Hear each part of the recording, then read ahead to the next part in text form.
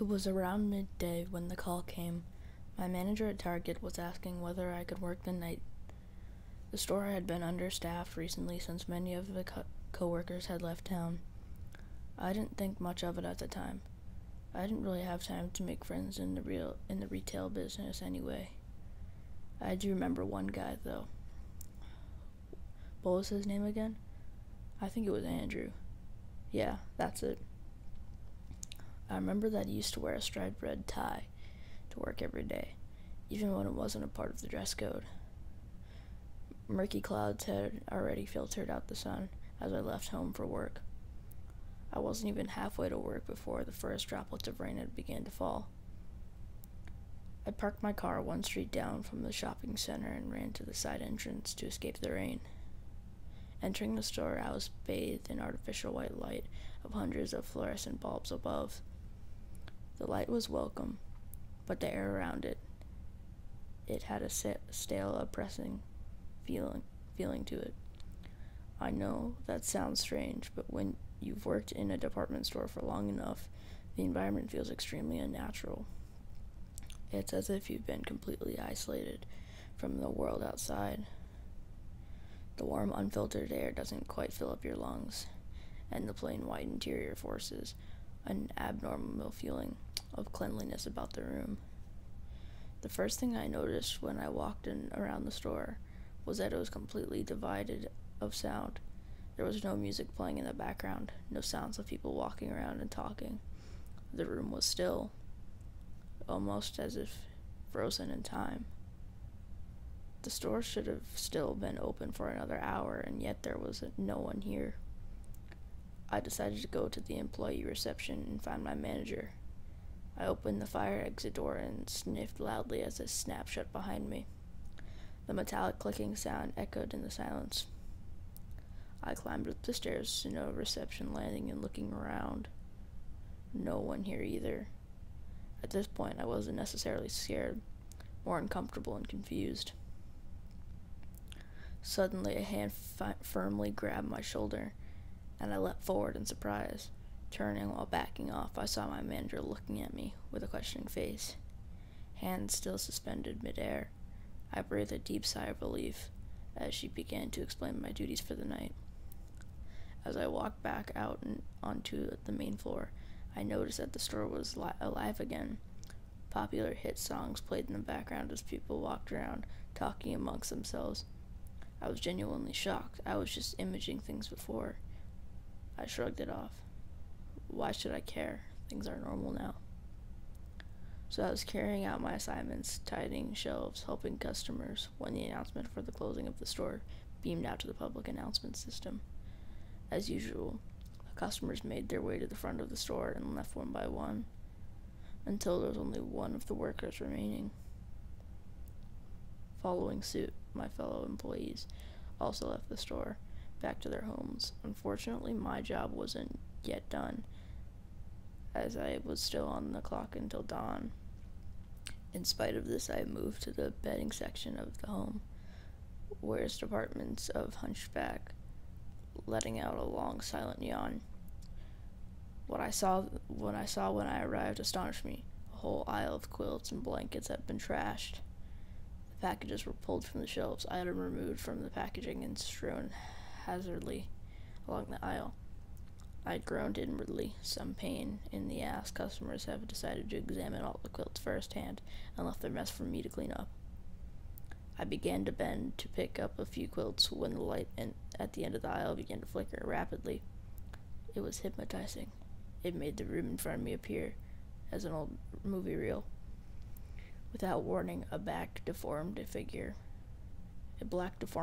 quickly lurched across the end of the aisle beneath the flickering light. From about 15 meters, I'm not sure if what I saw was supernatural. I've never believed in that kind of thing. It had to have been a joke, probably choreographed by the manager. I blinked a few times and rubbed the sleepiness from my eyes, dragging my hands down my face and pulling on my cheeks. I reopened my eyes as my vision focused. I saw that the clutter before me had ceased to exist. All of the stock was neatly packed on the shelves. The blankets were folded precisely and stacked. symmetrically.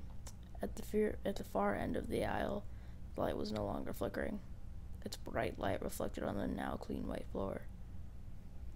Everything was back to the way it should have been, and yet it seemed all wrong. Once again, it seemed like something impossible had happened right before my eyes with no logical explanation. I was definitely worried now. I reached into my pocket for my company phone to call the manager. I dialed 3 digits and held the phone to my ear. I was expecting it to be out of service or battery, as the clicks in these kinds of situations, as a cliche in these kinds of situations. But to my relief, the ringing sound played. But I could hear 2 ringing sounds, one through the phone and one from halfway up the hallway up the store, from the direction of the toys department. I recognized the second ringing as a specialized ringtone for the manager. I always hated the toy department. The shelves were far above eye height, reaching at least 2 shelves above my head. It was hard to find things in this area because it was like an overgrown hedge maze covered in children's toys. I began to move quickly toward the sound of the ringing, hoping to catch my manager busy at work. I walked along to the far end of the rows or aisles, head tilted, looking along each one until I found the source of the ringing. I stopped towards the center aisle when I saw it, a large pool of red further down the passageway of shelves, up to the side of the phone, slowly moving around as it vibrated. It was coated with the red stuffed substance. Subconsciously, I started to take baby steps towards the large splatter of red, torso leaning away, ready to run at the sight of trouble. As I got closer, I noticed that the red liquid continued along the aisle and around the corner, as if something was dragged through the initial pool. At this point, I knew it couldn't have been a joke anymore, and my natural instinct to stay out of this dangerous situations kicked in. I turned back to leave, but now a towering shelf wall was blocking the exit that I had just come through. I hadn't noticed until now, but the shelves that lined the aisle now reaching the ceiling, making it impossible to climb over. This is impossible. What's going on?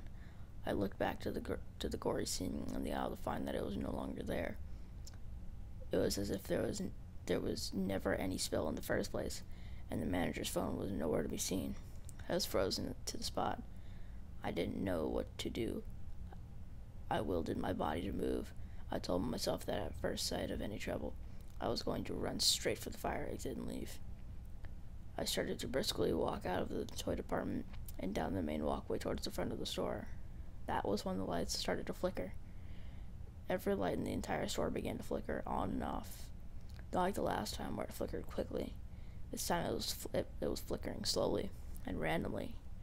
But what I saw in between the lights being flickered on and off scared me more than I had been in my entire life. The distorted black figures were surrounding me. There had to be at least 20, shuffling and hobbling in random directions around me. I was able to see what they looked like up close: long, dangling jaws with misshapen and crooked teeth. Their arms hung out in front of them, knuckles dragged along the ground as they limped across on stick-like legs. I could only see them when the lights were off. It was strange. 1 second they would be engulfed in me, and the next it would seem that they were not even there at all. That was when the lights began to shut off, one by one, row by row. Starting from the front of the store, the lights began to go out as if someone had knocked over a long line of dominoes. I started running towards the back of the store, where the light shone brightly, illuminating the increased darkness.